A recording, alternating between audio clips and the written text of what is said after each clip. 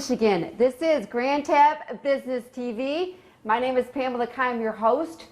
We are inside the Grand Castle, which is located in the city of Granville. We are recording this show out of the Grand Castle Library, which is the jewel of the Grand Castle. If you haven't driven by it, you've got to come by. It is apartments and penthouse, so everybody can experience living in a castle. I have a very special guest for you today. The spirit of the show is to introduce West Michigan, all the businesses, nonprofits, and leaders that can help us thrive. Did you know that this is Cybersecurity Month? And once I heard that, I wanted to reach out to Micro Visions Incorporated and have them come on the show and show us what they are doing to help businesses that smaller and medium size protect their data, which basically is us. How many of us have received a letter in the mail that has said your information has been compromised? I know I have many times in the last, 10 years? And we probably hear it on TV. So I want to introduce to you a very special guest of mine, Ben Knighton, who is from Micro Visions Incorporated, and he is going to share what they're doing to protect that data so you don't receive one of those letters in the mail. So hello, hey Pam. Ben. Yeah. Thank you for being here today. Absolutely. And I want to talk about right off the bat, it is Cybersecurity Month. It should be Cybersecurity every month. Correct. We hear it all the time. Yep. And now that we're even in this COVID, I think there's more risk for us to be compromised. Mm-hmm. People are working from home. And yep. My husband is very concerned with his information when he works from home, all those firewalls we need to protect. Yeah. And me being somebody kind of naive, we just open up our computer and we think everything is okay, that we have all the security to protect ourselves. But then we find out later that there are pretty smart people out there, aren't there, that sit there all day and try to hack into businesses to gain data so they can create a whole person and go after that. And I want to share with you what you do, how you can protect businesses from us receiving one of those letters in the mail. So let's talk about what you do for Micro Visions and what your services are. Yeah. Well, again, my name is Ben. I do a little bit of sales and a little bit of marketing for Micro Visions. Micro Visions was started by our president, Julie Locke, in 1989. She worked for Herman Miller way back in the day, and then was like, had this dream of creating her own company, and decided that she wanted to give it a shot. So I remember when she did that. I have known her for 20 years. Okay. When she started this. Okay. When she was a small little company, and she graduated, I believe, Aquinas, as I recall. Yeah, I don't know. Yeah, and she started this company, but there wasn't a lot of women-owned businesses like herself. Yeah. No, she's amazing. She's amazing. So we've been around for 31 years, serving the West Michigan area. Okay. She's done an amazing job of building the company. I've been at Micro Visions for just over a year. I started June of last year. All right. Didn't know anything about IT prior to coming in. This is my first, big boy, quote unquote, job outside of school. So it was a huge learning curve. We have an amazing team at Micro Visions. And so, I'm just really excited to be a part of it. I'm learning and growing and seeing what we're doing for our clients and businesses of West Michigan, while at the same time learning what a living, breathing thing information technology is and how important it is to businesses. Literally, it's essential. You can't run a business without IT now, and without some pretty complex IT. And it's to have it on staff. It can be very expensive, to have a IT. So it's sometimes it's much in-house. Yeah, it's much better to have somebody on the outside be able to take care of that stuff. Is that correct? Yeah, absolutely. What does IT do? Maybe some people out here, we hear that term a lot. What exactly is that role for a company? So IT is data, right? I mean, that's the main thing, is data. There's obviously applications and systems that you're working through, but this is all to house your data, manage your data, protect your data, so you can use it to perform your operations. So what is cybersecurity? Let's talk about that. And that's what we hear a lot about. Mm-hmm. We always feel, they actually say that we may even have a war, which is all going to be cyber. This is taking over our information, shutting down things. Yeah. Right? Right. I mean, you probably hear that. We've all seen the movies where it's all, you can see where the computer is how they catch people. Yeah. I put my tin hat on every once in a while, you know? That being said, my husband's in the financial industry. Okay.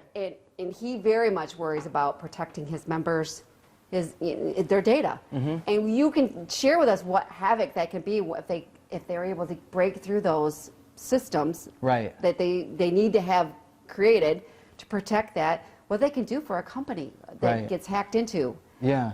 So let's start off by talking about how this is happening. You know, so the two big main reasons how businesses are getting hacked currently in 2020 is your email accounts are getting hacked, and then people are clicking on things they're not supposed to through phishing emails. So a phishing email, for anybody that doesn't know, is an email that comes through that's supposed to look legitimate. It might be looking like it's coming from Amazon. It could look like it's coming from your own company. Usually there's a link, or it's asking you to click on something, and you know, from there, if you do, it could potentially download very dangerous software onto your computer, potentially encrypt all of your data. Even calls it spoofing. You call it phishing. Phishing's been around for a long time.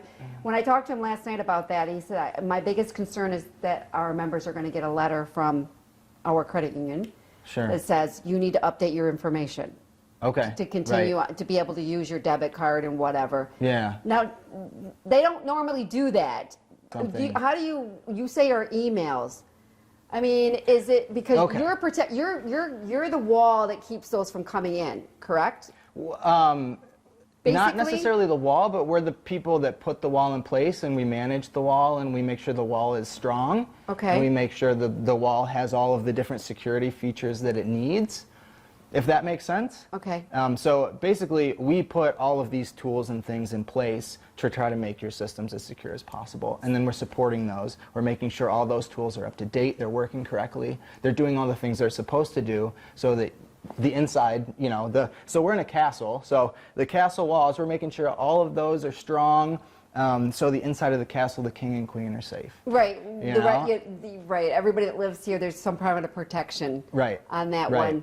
And today, companies need this more than ever, because it is all over the world that people are, every day you're hearing more and more people able to break through on that one. That's why I wanted you here for. Cybersecurity is one of the fastest growing industries out there today.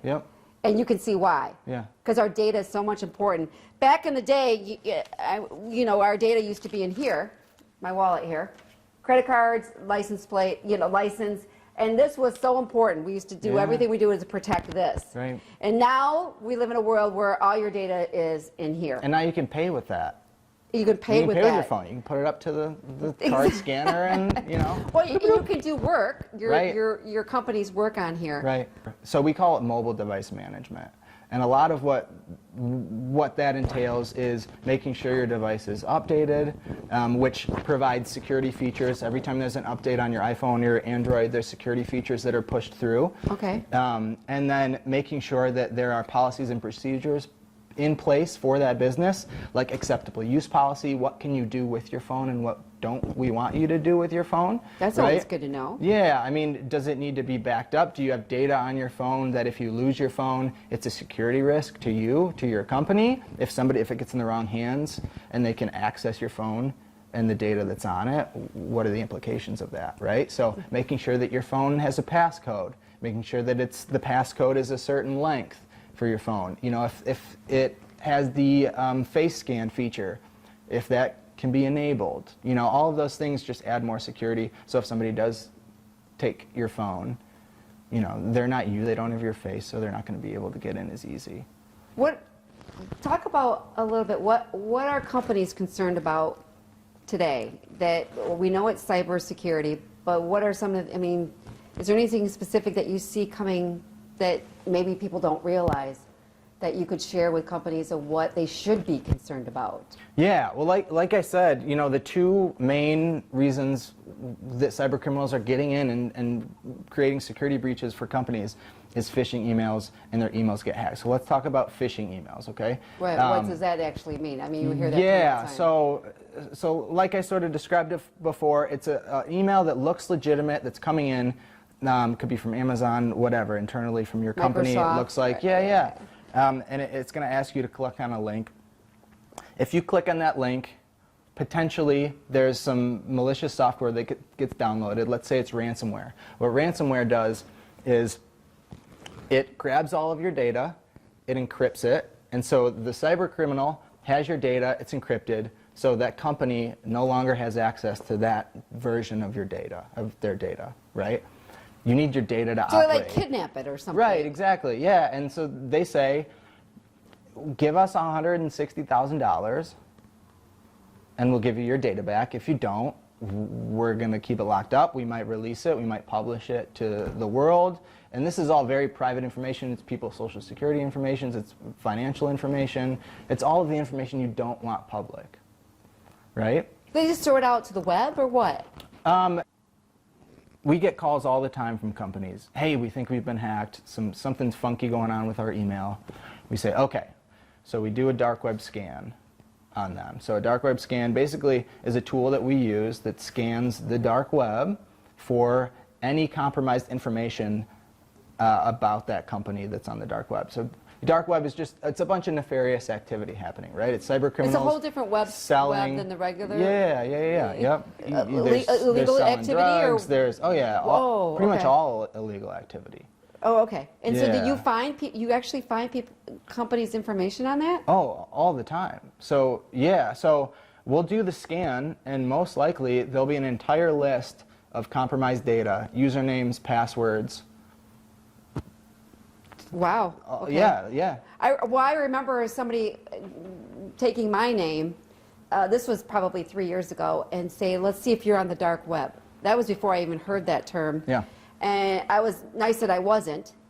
But the other people with me were on it. They're like, oh, what they did was they took your company's name, such as Micro Visions Incorporated, and all their employees, and see if they were on the dark web. Okay, sure. From some activity that they were doing. Right, exactly. And we were shocked at some of the higher level leadership that they could have been on it years ago and they had no idea that they were on it. Is that what you find out? Mostly it's like something has put them on it? Yeah, so a lot of times it's, you hear about the really big security breaches, like Target had one a few years back. LinkedIn had one a few years back. So when that happens, people's usernames, their email addresses, and the passwords associated with those email addresses. Well, Facebook did too, not too long ago either. Yeah. All those get leaked out onto the dark web. Criminals are selling that information to other criminals so that those criminals can use that information and try to break into people's systems and do things that we were talking about: encrypt their data, grab their data, hold them for ransom, do anything. So, so if somebody calls us and say, hey, we think we got hacked, we run the dark web scan, we find an entire list of compromised data, usernames, passwords, then there's some things that you should do, right? So let's take some steps. Let's put some things into action. First thing, that list of usernames and passwords, you're going to go to the employees whose those are associated to, and you're going to have them change those immediately. They might be super old, which that still has value to criminals because a lot of people use the same password over and over and over again, years and years. As years and years goes by, it's the same passwords. Exactly. So step one, you're going to change all of the passwords for that compromised data that's on the dark web, right? How does that affect companies that when they lose the trust of people with their data? I just received a letter just recently under some medical company that I deal, one of my medical providers was just compromised. And right away I'm going, what information did I have given up? You know what I'm saying? Right, yeah. No, it could be detrimental.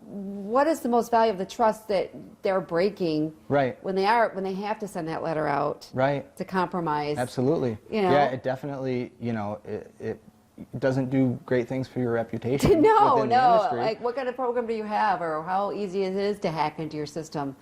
Do you find it interesting that how much information we do give companies? I mean, to keep in their data? I always find that, do you know what I mean?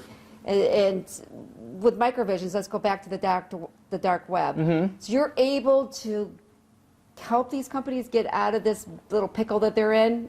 We're not a forensic IT company. Forensic IT company, they are the ones that are digging into things, trying to figure out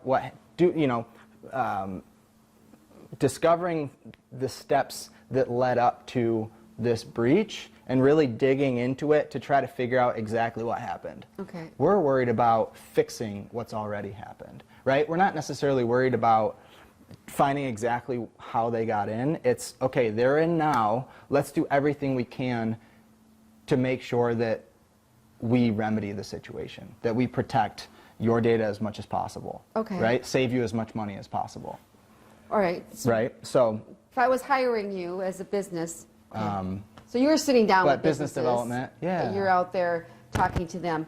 What is my expectations of microvision? I'm handing over my data. I'm handing over my server to you guys, right, to set up a system. Sure. Correct. Yeah. That's going to protect what we've put in it. Right. Our secrets, Right. our emails, Right. all that kind of stuff. Right. Stuff that can hurt the company.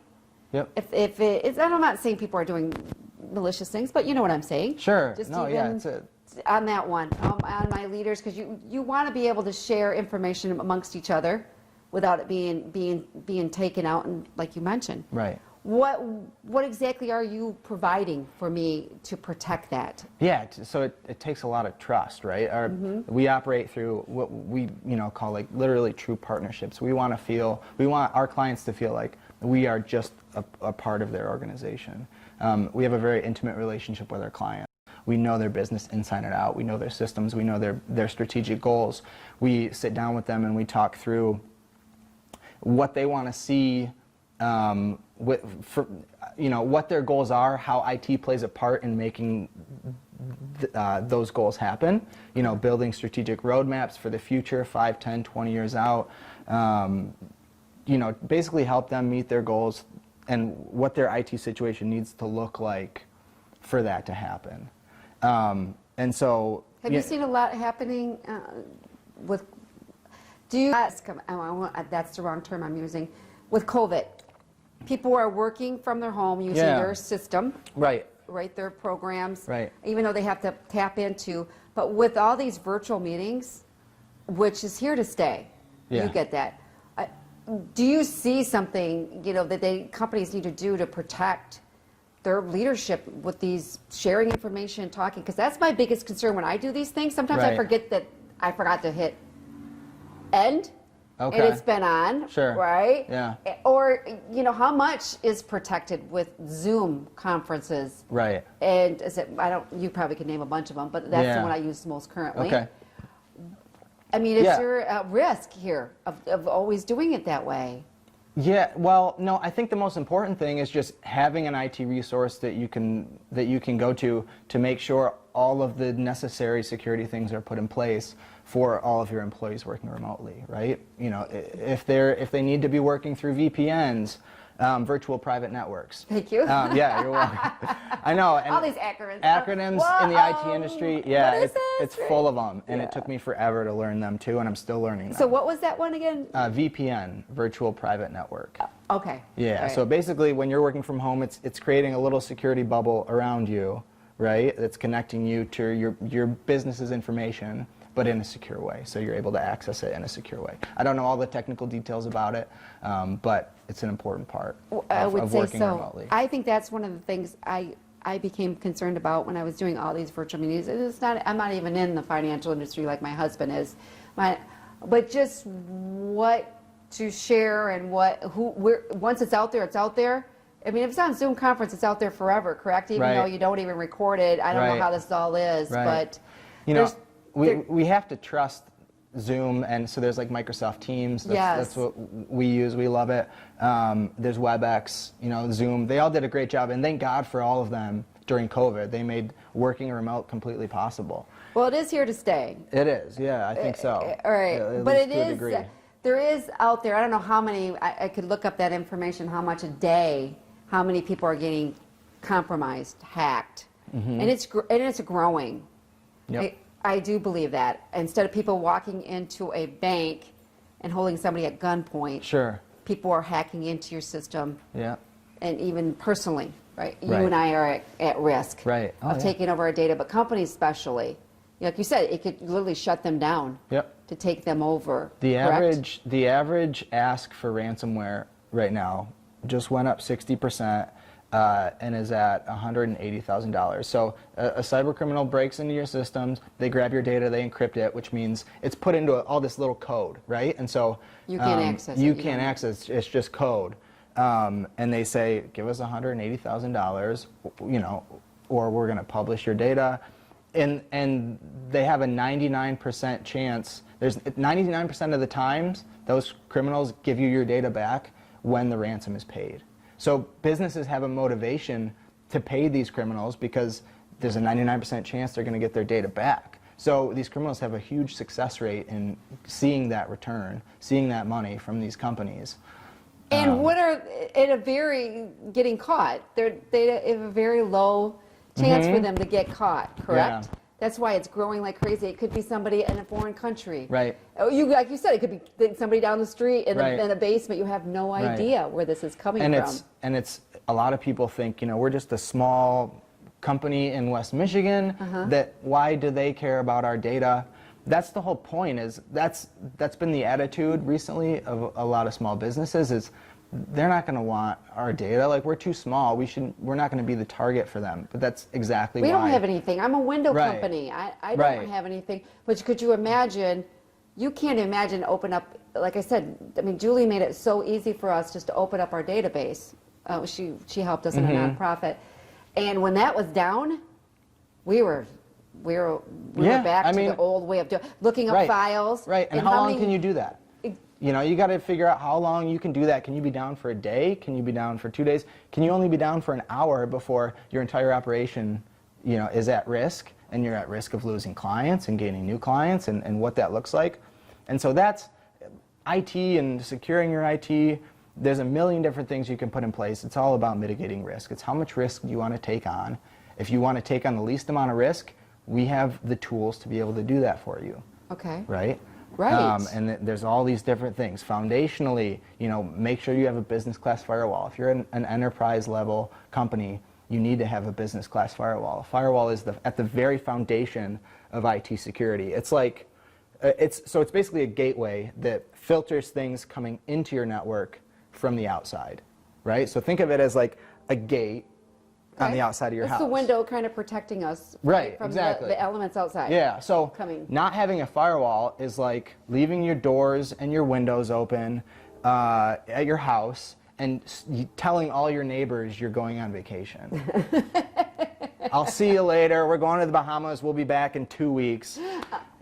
Correct. Telling the whole, you know, that's what not having a firewall is like. And then there's things, once you have a firewall, that you have to make sure it's configured properly. So there's things on firewalls called ports, and you want to make sure that there's no open ports that aren't necessary. So a port, and I don't need to get into the technical right, aspect but you guys of can it. look for that. Right, because if you have open ports on your firewall, that's like, okay, you locked your house, but you left all your windows open, right? So there's different things you have to think about, and it's a layered approach. When you're protecting your IT environment, it's a layered approach. You have to layer all these different security features on.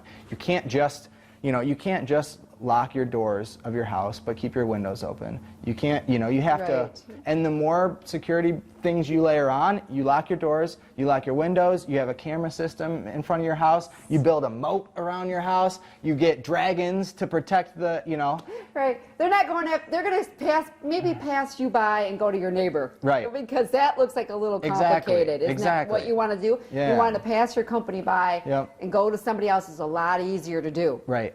And that would be anything. It's amazing that you know, you say that amount, but even if you had a small company, the ones that you guys are servicing, small to medium, let's just say they get 30,000. Right. 30,000 to a person is a lot of money, Right. and especially in Absolutely. certain countries. Yeah. So you're saying the bigger companies, they may pay the 100 and some thousand. Oh, that's for small and medium-sized businesses, is the 180. Okay, but even if they could get, you know, 20,000 out of you. Right. I mean, it's a lot easier to go in after that than walking into a bank and trying to not get shot, Right. not be seen, Right. and how quickly you can get money. And the sophistication and the complexity of a lot of small to medium-sized businesses' IT environments isn't, you know, it's not as sophisticated as, let's say, a Google or a Facebook or a Target or a LinkedIn. So, in a sense, it's potentially easier for these cyber criminals to target the small to medium-sized businesses, right? And when they target you and you go into your office on Monday, they've done it, you know, over the night, and you can't open up your database. Right. Talk about you're just standing there, right? And you have no. It's not what a are good we going to do? Who do we have? Your appointments could be on there. Your data. Even well, like I said, we can probably you get a backup system. Right. Then the you guys are create very that important. backup systems on there, and I know how important that is because sometimes we've had to restore our backup system. When I used to work for a database company, but you lost all the data from that day, but you were at least be able to back up. Right. But even that causes havoc sometimes. Absolutely. Right? Because so much can happen in one day. And people are like, well, I sent you an email. You never, oh, well, we had a backup. When you go into a company, you know, Ben, and you're looking at them, do you how does the process work? You audit, you just sit down with them and what do you need? And you look at what you can provide for them, correct? Right. And are you looking at what they currently have and saying, you know, we can see issues going on with, you're lucky you haven't, you know, you're glad you called us. It's kind of an inspector, right? I mean, a pest control. Yeah. My husband always gets an IT audit every year. Yes. And he needs to make sure he's meeting these, you know, he wants to make sure his data is somebody else sees what he may not be seeing. Right. Yeah. So we use the word assessment. We don't like to use the word audit. Okay. That's always scary to people, right? Sure. Right. Exactly. And there's a little bit of a difference between an audit and what we're doing in assessment. So we do something, and this is a paid service, but we do something called an IT risk assessment. It's very comprehensive, and basically it involves us looking through your entire environment, looking through all your systems, doing a bunch of scans, looking at a bunch of different things about your business, what your policies and procedures are, you know, how things are configured. Do you have end user security training? Do you have a password policy? Do you write those for their handbook to make sure? Okay. Yep. Yeah. We provide policies and procedures for you. I think we all need to take cybersecurity very serious. IT. You never know, like I mentioned, I just want to open up my database and have it be secured. I don't want to know all the ins and outs. I want you to take care of that. Yeah. And I'm sure you guys are going to be there to say, yeah, we'll take care of that for you. For businesses out there in West Michigan, how can they reach you or your team, Microvisions Incorporated, to learn more about your services to help protect their data? Yeah, absolutely. So, I mean, if you Google Microvisions Inc. In Grand Rapids, we'll pop up all of our information. Where are you located? We are right at Front and Leonard Street, just at the bridge by the river. So just right downtown. Look you up on, you have a Facebook page? Yeah, we have Facebook, we have Twitter, and LinkedIn as well. All right, for more information on Microvision Incorporated, you look those up. Cybersecurity Month, and you know, we all know how important that is. Our data is everything. Our data is no longer in here. Our data is in our phones, on our computers, and people all around the world are hacking in and taking our information and causing havoc in our companies and our personal life. So you look up Microvisions to help you. Thank you for being here today, Ben. Yeah, great. And we'll learn again, and we'll make this an annual thing. Sounds about good. it. And when new things come out, you let me know. I'd love to have you back on the show. Absolutely, yeah. Say hello to Julie and Denise Kolazar, who's part of your team. Yep. We want to wish everybody a fabulous day. This is Pamela Keim from Grand Tap Media Business TV, and we will see you next time. Take care, everyone.